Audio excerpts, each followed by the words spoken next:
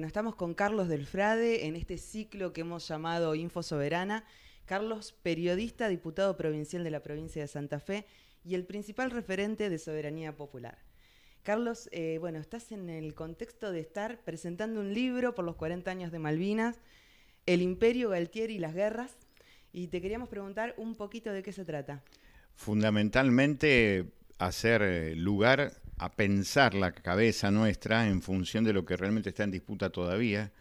Generalmente cuando llega el 2 de abril la frase más repetida, las Malvinas son argentinas, lo cual está bien, pero termina siendo nacionalismo berreta si no metemos la idea de que la Argentina también es de la Argentina.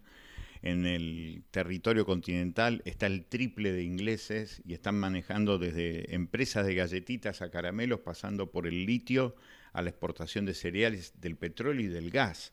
Con lo cual, evidentemente, la lucha por la recuperación de lo nuestro frente a los ingleses incluye Malvinas, pero va mucho más allá. Y después la otra cuestión, nosotros hablamos de las guerras, porque Malvinas fue tomada por ingleses y estadounidenses juntos por primera vez en 1833.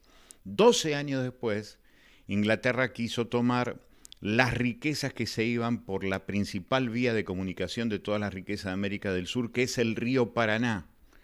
Se inició la guerra del Paraná con el combate de la Vuelta de Obligado, que perdimos, pero ganamos 6 combates sucesivos y ganamos la guerra del Paraná el 4 de junio de 1846 en la angostura de Punta Quebracho, en Puerto San Martín, en donde hoy está Cargill. Por eso es tan interesante darnos cuenta que la pelea por la recuperación de las riquezas que se van por el Paraná es directamente proporcional a la pelea por Malvinas y directamente proporcional a la necesidad de recuperar la mayoría de las riquezas que se van a manos extranjeras en toda la Argentina. Por eso, para nosotros el libro apunta directamente al presente y decir que es tan importante como la recuperación de Malvinas, la recuperación de las riquezas que se van por el Paraná. Si vos en el libro planteás que es una recopilación histórica para conocer nuestra historia, amarla y poder tomar una postura hoy en el presente. Sin duda, sin duda. Donde planteas categóricamente la guerra por el Paraná sigue, continúa. Sí, continúa y además claramente con un gobierno que lamentablemente ha virado de lo nacional a lo antinacional, ha virado de lo popular a lo antipopular.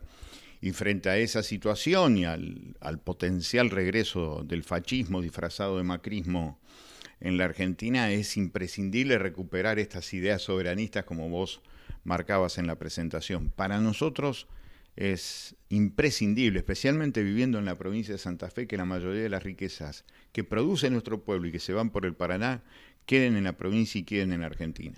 ¿Nos podrías detallar un poquito más cómo es esta relación entre que crecen las exportaciones con precios récord, pero en los últimos años crece también la pobreza en nuestra región? Forma increíble. Nosotros tenemos algunas cifras oficiales del Instituto Provincial de Estadística y Censos de Santa Fe que marcan que durante el año pasado se fueron aproximadamente 18.000 millones de dólares solamente de la provincia de Santa Fe. Y no le quedó un peso a la provincia de Santa Fe. Literal, no le quedó un peso.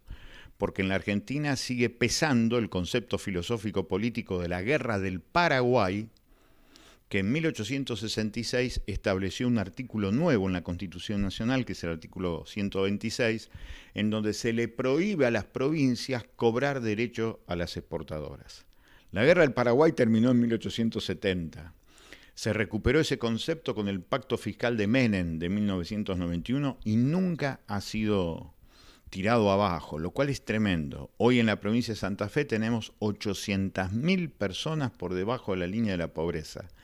Por la misma provincia por donde se van 20.000 millones de dólares anuales. El contrasentido es enorme. Cada vez se van más riquezas y por lo tanto cada vez nos quedan más familias empobrecidas. En Santa Fe y la Argentina. La Argentina el año pasado exportó alrededor de 80.000 millones de dólares y tenemos casi aproximadamente 16 millones de personas por debajo de la línea de la pobreza. Es una obscenidad. Por lo tanto, aumentamos las exportaciones, pero también aumenta la pobreza, por lo que significa este punto de vista resignado de la política, cobarde de la política tradicional, de no cobrarle más a las exportadoras. Y hoy estamos en una oportunidad histórica donde estamos discutiendo el decreto 949/20. ¿Qué tenés para contarnos un poquito de eso? Sí, el decreto 949 en realidad lo único que hace es tratar de hacer pasar las exportaciones que salen, por ejemplo, del puerto de San Lorenzo para que terminen de cargar en Bahía Blanca, tiene que pasar por otro país que es el Uruguay, porque en lugar de pasar por el canal de Magdalena, pasa por el canal de Punta Indio, que está frente a Montevideo. Montevideo de esta manera vuelve a adquirir el viejo rol que le dio Inglaterra en su momento, en lo que fue la pelea del siglo XIX, en donde se ponía como estado tapón de lo que era el Imperio de Brasil por un lado y por el otro lado las Provincias Unidas del Río de la Plata. Ese rol hoy lo recupera Montevideo casi como la expresión de la síntesis de lo que quieren las multinacionales, juntos y apoyados por la Bolsa de Comercio de la ciudad de Rosario. Por eso para nosotros hay que derogar el 949, porque hay que hacer pasar las exportaciones por el lugar más ancho del río, más profundo del río, que es el Canal Magdalena, que además pasa por la Argentina, pasa por la provincia de Buenos Aires. Así que claramente para nosotros es una bandera, pero la gran bandera estratégica no es esa.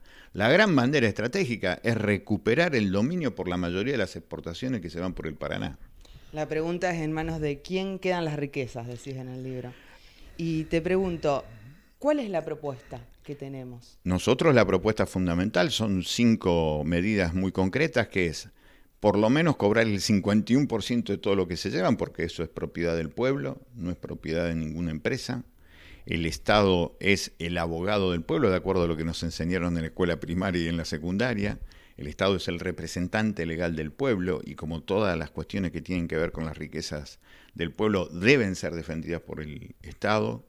Entonces para nosotros tiene que haber un Estado que deje de ser bobo, que deje de ser cómplice y que se transforme en un Estado inteligente, transparente, con participación ciudadana y con consentido soberano. En medio de esta fenomenal pobreza hay que lograr que siempre en la ecuación la mitad más uno le quede para el pueblo argentino, porque es el que produce y es el que necesita tener más dinero para que se generen fuentes de trabajo. Esa nos parece una de las principales medidas de filosofía política que hay que tomar. Por eso digo, la soberanía y la emancipación empieza por la cabeza, pensar lo propio para defender lo propio. En el libro vos hablás de la necesidad de que se sumen miles de pibes. Sí. ¿Qué le dirías hoy a esas jóvenes, a esos jóvenes, de por qué son necesarios en esta lucha y también qué tienen para ganar? Fundamentalmente van a ganar libertad, tienen que pensar con su cabeza y tienen que sentir con su alma. Y para eso se tienen que enamorar de algo superior a sus propios destinos individuales. Y para eso hay que enamorarse de la Argentina. Y para enamorarse de la Argentina hay que conocer la historia. No se puede amar lo que no se conoce, siempre decimos. Entonces para nosotros es conocer la historia para amarla y amarla para defenderla. Y me parece que ese es un sentido existencial hermoso que le podemos dar a las chicas y a los chicos. El otro día estuvimos en una escuela secundaria y cuando vos contás la historia de una manera concreta, cercana, las pibas y los pibes empiezan a darse cuenta que ese pedazo de tela celeste y blanco es algo más que eso. Y tiene que ver con lo que pasó con sus viejos, con sus abuelos y con lo que está pasando en el barrio. Porque cuando vos no tenés independencia, tampoco tenés independencia personal y terminás laburando para la primera banda narcopolicial que se te acerca con un revólver como para ir de fierros y terminás mal. Entonces eso es lo que hay que decirle, me parece, a la pibada. Saber que su vida tiene que ser suya, no de otro. Para eso hay que lograr independencia y para eso hay que independizar la cabeza. Tenemos a metros acá en la ciudad de Rosario una pelea por el futuro de tantas pibas y pibes. Si te parece, Carlos, me gustaría cerrar con una frase que leí en tu libro que me pareció que habla un poquito de eso, que dice: por eso las dos guerras continúan, la del Paraná y la de Malvinas, la de los intereses ajenos contra los derechos de las mayorías populares. No es un problema solamente de los gobiernos, sino fundamentalmente de qué decisión tomamos cada uno de nosotros con respecto a nuestras vidas. Saber que hay un proyecto colectivo que depende de nuestro protagonismo es la mejor manera de abrazar a los pibes que, a pesar de los pesares, dieron todo por Malvinas y se los debemos. Así es, estamos convencidos de eso. Muchas gracias, Carlos. A vos.